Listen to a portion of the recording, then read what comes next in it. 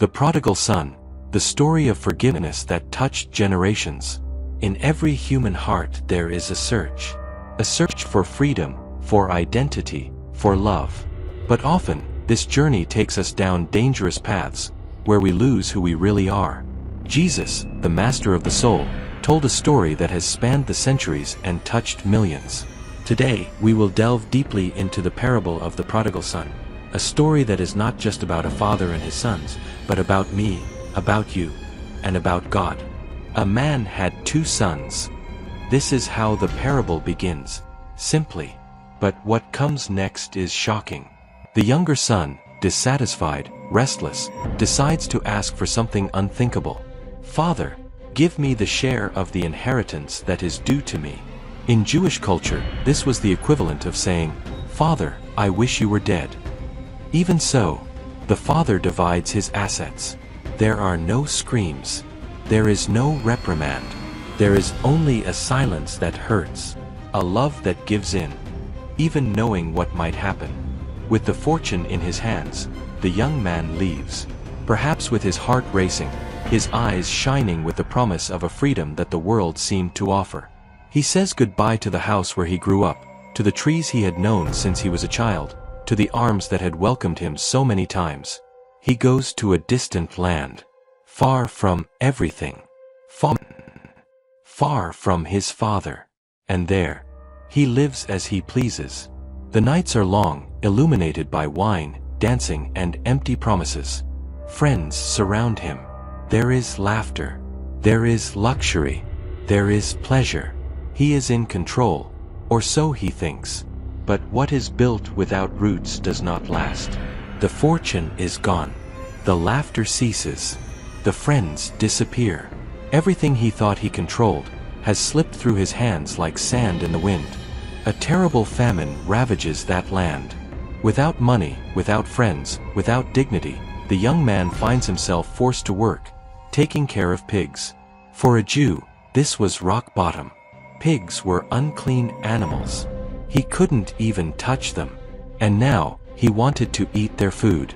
There, amidst the mud and the silence, he finally hears himself. "How many of my father's servants have food to spare? And here I am dying of hunger?"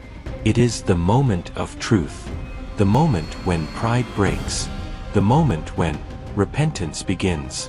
He stands up, dirty, thin, wounded. Each step back is heavy, but full of hope. He rehearses what he will say. "Father, I have sinned against heaven and before you. I am no longer worthy to be called your son.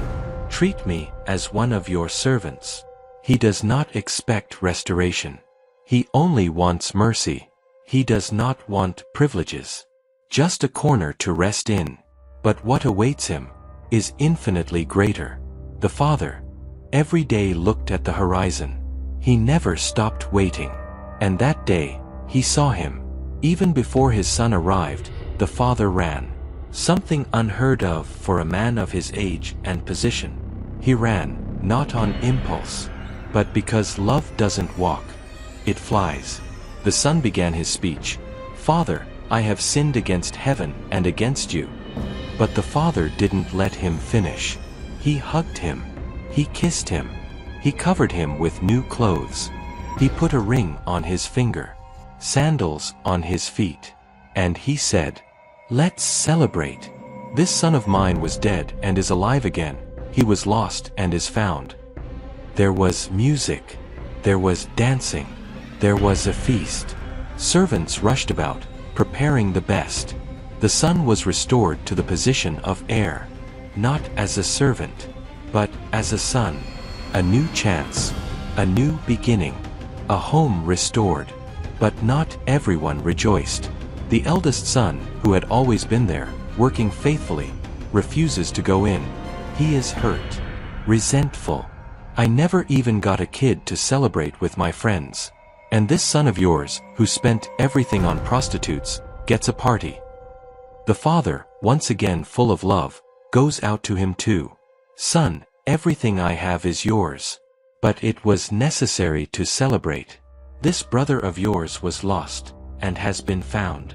The story ends, without saying whether he went in. The parable ends open-ended, because Jesus wants you to complete it.